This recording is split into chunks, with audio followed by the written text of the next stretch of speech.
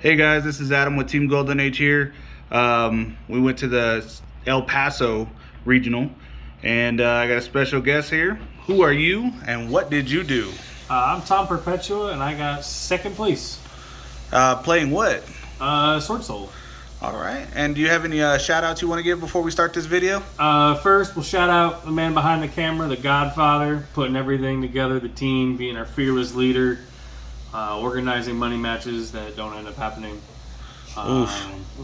Shout out to Justin for testing all week. The Despia matchup that I didn't see at all, not one time. Shout outs to Ryan for playing a deck that nobody wanted to play test against. Oh yeah, I had to play him round one. That was terrible. Shout out to everybody else, McDonald and all the other guys like from Lubbock that came. The return of the noodle. And shout outs to Cam, who may have actually started to kind of half learn the deck, but I don't think he did. There we go. Well, this video is going to be about you. Let's see what you did, or as far as what did you play? There goes the deck box, though. Nothing super crazy. 3 Moye, 3 Longwan, 2 Taya, and 3 Ecclesia. I think you just got to play 3 Ecclesia now because it just helps you play through Token Collector. That's the biggest thing. It's just playing through Token Collector. Playing 3 allowed me to earlier because I was able to special summon it my first round against DDDs. I special summoned it, and later in the turn he ended up Token Collectoring me, and I still had my normal summon. I had 2 Ecclesia, so I was able to normal summon, make a Boxia, get rid of it, and continue to play from there. Rounding out the Swordsoul package is 3 Emergence. I don't know why you wouldn't play 3. And the Blackout. I would consider running the Monster Reborn, but I just don't see a need for it, if I'm being completely honest. I see a reason why you play it. I just don't think you need it. For the Tenyis, 3 Ashuna, 3 Vishuddha, 2 Adhara, and 1 Shithana.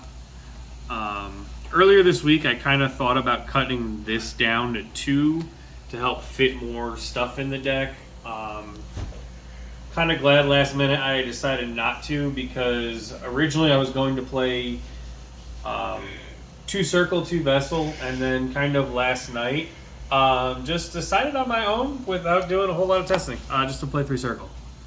My logic was you're going to face a lot of Swordsoul, you're going to face a lot of Despia, and it doesn't, it's not the best card in the Despia matchup. Dodging things like Mirror Jade when they try to get rid, or Chimera when they're trying to pop your Tenyis can be really, really good. I don't think 3, if I'm being completely honest, I think the deck could be played without Circle or Vessel. I just am not crackhead enough to test that out. And then we got hand traps because you got to play Ash Blossom. This is the best generic hand trap right now. Valor won me a couple of games today.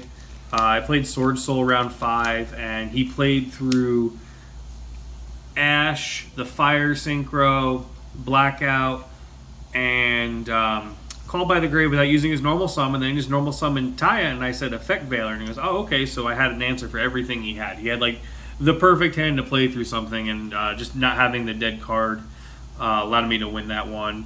Then there was also another time where Valor came up just as a normal summon with a Tenyi to be able to go into Shisha or Boxy. I can't quite remember what I made, but it allowed me to continue to play through everything. Main Droplets. This card's so good. There was a couple times I could have just picked my hand and just Droplet.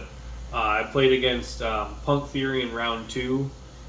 He brick gamed once, that was an easy win. Then in game 2, he just whiffed on all of his mills, so he just kind of ended up on getting ready to set up the Calamities lock.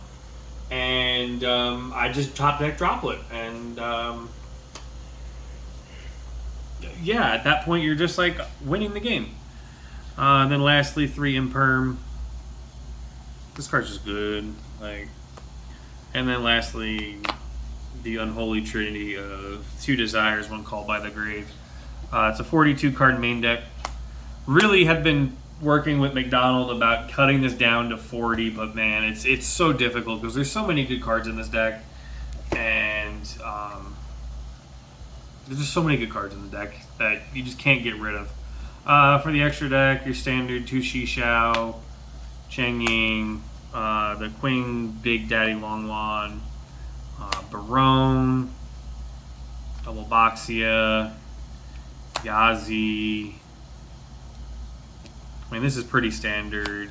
Berserker came up, I think, one time because I was under Chao Feng and he still had the blackout. So I'll show you my side deck. So I picked Blader over Lina. I was kind of trying to blind second with my side deck, no matter the matchup almost, except for Punk Furion, because that deck is kind of scary. So the logic behind it was I was going to board into all these going second cards, or just force my opponent, because this deck plays through just about everything it seems right now. Board into going second, and then swing over something with a Crimson Blader in the mirror match, or just in Despia, and just lock your opponent out from there instead of Lina. That being said, I never summoned Crimson Blader once. I guess it's kind of what happens when you win all your game ones, and Lina would have come up several times. And then we finally got Chao Feng and your standard 3 Monk and a Shaman. And then as for the side, probably the MVP, the big old rock. There's nothing else to be said about this card right now. So along with Circle last night, I'm kind of like overly obsessed with trying to make this card good right now. And it did come up one time. My logic was like, you're already winning the Despia matchup, so I don't really care about Crow. Crow's kind of mid in the Swordsoul matchup, so I was like, I'm going to try Mourner for these 2 spots, and just say I'm not losing to Punk Furion. And then today my one loss was Punk Furion. Because I opened too many hand traps game 2 after he Scythe Locked me, because I opened 0 hand traps game 1. Lightning Storm, which I just never sided in today. I didn't play anything that was like back row heavy. The most back row heavy deck I think I played today was against like Live Twins, and I was like, I'd rather have hand traps in the gear to stop them. 3 Dark Ruler. This card was really, really good when I played against DDD, and he did the entire combo, and I just said Dark Ruler. We're still playing D-Barrier though, because like I said, there are some matchups that you want to play it.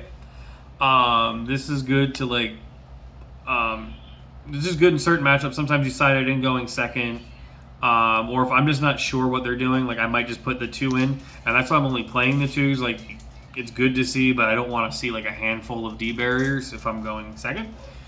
But like this card right now in this format is probably the best card in the game.